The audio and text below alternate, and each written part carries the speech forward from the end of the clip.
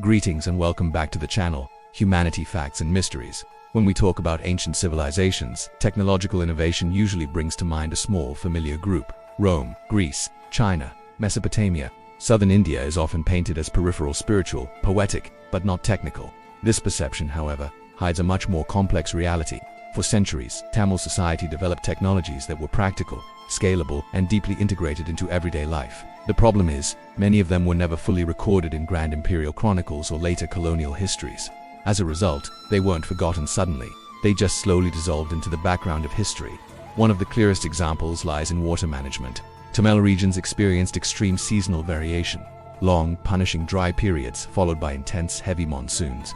Survival depended not just on rivers but on controlling rainfall itself. So ancient Tamils constructed vast networks of artificial reservoirs, canals, and underground channels designed to capture and redistribute water across entire regions. These weren't isolated projects. They were coordinated at the community level and maintained for generations. Some of these reservoirs, built over 1,000 years ago, are still in use today, functioning with minimal modification. Their design allowed sediment to settle naturally. It reduced evaporation and ensured long-term sustainability, all without any modern machinery. This wasn't accidental engineering. It required a precise understanding of terrain, seasonal cycles, and the importance of collective maintenance. Another overlooked field was metallurgy. Tamil texts and archaeological findings point to advanced knowledge of iron and steel production. The high-carbon steel we now know as woods was produced in South India and exported all across the ancient world. This legendary material was later used in the Middle East to create blades famous for their incredible strength and flexibility. The process itself required precise temperature control and a delicate chemical balance, achieved without any modern instruments. Tamil blacksmiths developed repeatable methods that produced consistent, high-quality results, a clear sign of empirical understanding, not just trial and error. Yet, when these techniques spread beyond the region, their origin was often obscured or credited to someone else. Medicine offers another fascinating example. Tamil medical knowledge, preserved in Saida traditions, emphasized mineral compounds, complex plant-based remedies, and long-term treatment rather than just suppressing immediate symptoms. Some formulations involved incredibly complex preparation processes, including purification, fermentation, and controlled heating over extended periods. These were not simple folk remedies improvised in isolation.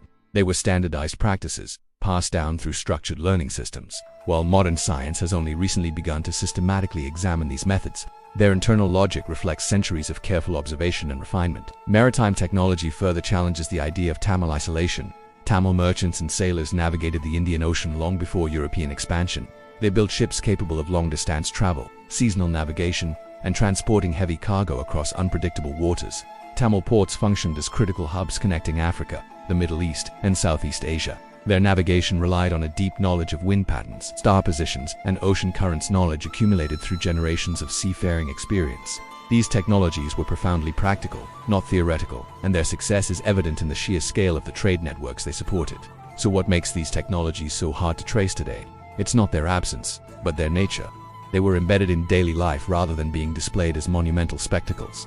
They prioritized function over grandeur, and they were transmitted through practice, from one generation to the next, rather than through centralized documentation. When later empires and colonial powers encountered Tamil society, they often failed to recognize these systems as true technological achievements, simply because they did to resemble their own models. What couldn't be categorized was dismissed. What couldn't be controlled was ignored. Over time, this created the illusion that Tamil technological knowledge was minimal or just derivative. In reality, it followed a different logic entirely, one that valued durability, adaptation, and continuity over conquest and expansion.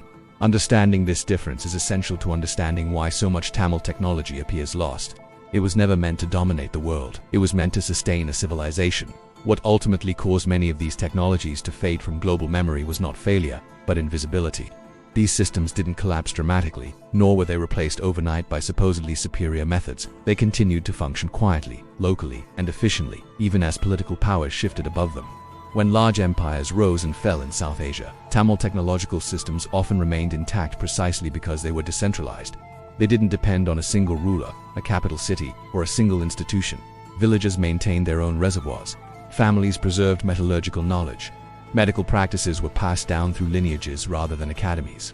This resilience, paradoxically, made them harder to document. Colonial administrations prioritized technologies that could be standardized, taxed, and exported on a massive scale. Community-managed systems that resisted central control were seen as primitive or irrelevant.